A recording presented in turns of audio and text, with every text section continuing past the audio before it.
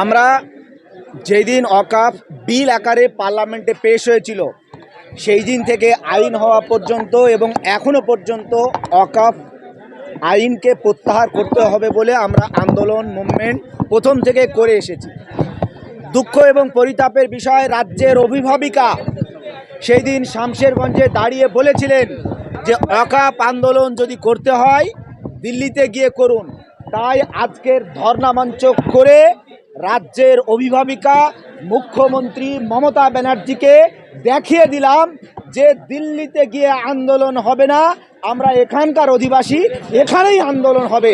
তাই কলকাতাতে ধর্ণা মঞ্চ অকাফ প্রোটেকশন ফোরামের পক্ষ থেকে কনস্টিটিউশন প্রোটেকশন ফোরামের পক্ষ থেকে এই ধর্ণা মঞ্চ শুরু করে বাংলার মুখ্যমন্ত্রীকে দেখিয়ে দিলাম যে আন্দোলন দিল্লিতে নয় কলকাতাতে হবে।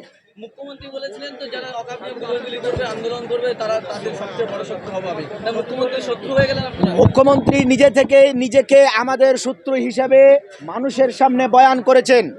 প্রথম থেকে এই আন্দোলন শত্রু হিসাবেই মুখ্যমন্ত্রী দেখেছেন। শামশেরগঞ্জে নিরীহ অকাফ আন্দোলনকারীদেরকে ধরে 754 জনকে জেলে পচাচ্ছে, এখনও তারা জেলের মধ্যে আছে। গত 20 তারিখে 21টা সংগঠনের রাজ্য নেতৃত্বকে ধরে জেলে ঢুকিয়ে দিয়েছিল এবং নন বেলেবল সেকশনে তাদেরকে সেকশন দিয়েছিল, তাদেরকে জেলে পচানোর পরিকল্পনা করেছিল। এদেশের সংবিধান, এদেশের আইন আমাদেরকে সেই দিন বিচার দিয়েছিল, আমাদেরকে জামিন দিয়েছিল। আপনারা ওয়াকাফ আইন তৈরি করেছে বিজেপি, কেন্দ্রীয় সরকার, সবসময় মুখ্যমন্ত্রী মমতা বন্দ্যোপাধ্যায়ের বিরুদ্ধে বলছেন। আমি সেই কথাটা আমার ভাষণের মধ্যে বলছি, আরও একবার বলছি, ওয়াকাফ আইন কেন্দ্র সরকার করেছে। আমাদের লড়াই কেন্দ্র সরকারের বিরুদ্ধে। কেন ওয়াকাফ আন্দোলনকে স্তব্ধ করার জন্য মুখ্যমন্ত্রী শামশেরগঞ্জের 754 জনকে জেলে ঢুকিয়েছে? কেন মুখ্যমন্ত্রী বলেছে যে ওয়াকাফ আন্দোলন পশ্চিমবঙ্গে করা যাবে না, দিল্লিতে গিয়ে করতে হবে?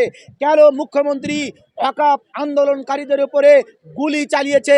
আজিজুল মামুনকে কেন গুলি করে হত্যা করেছে? কেন মুখ্যমন্ত্রী 20 তারিখে গোটা পশ্চিমবঙ্গের বড় বড় লিডারশিপকে ধরে জেলে ঢুকিয়ে দিয়েছে? তার জন্য এ লড়াই শুধুমাত্র নরেন্দ্র মোদীর বিরুদ্ধে লড়াই নয়, এ লড়াই ফ্যাসিবাদীদের বিরুদ্ধে লড়াই। সেই ফ্যাসিবাদী যদি নরেন্দ্র মোদী হয় তার বিরুদ্ধে লড়াই, যদি ফ্যাসিবাদী মুখ্যমন্ত্রী মমতা ব্যানার্জি হয় তবুও তার বিরুদ্ধে লড়াই।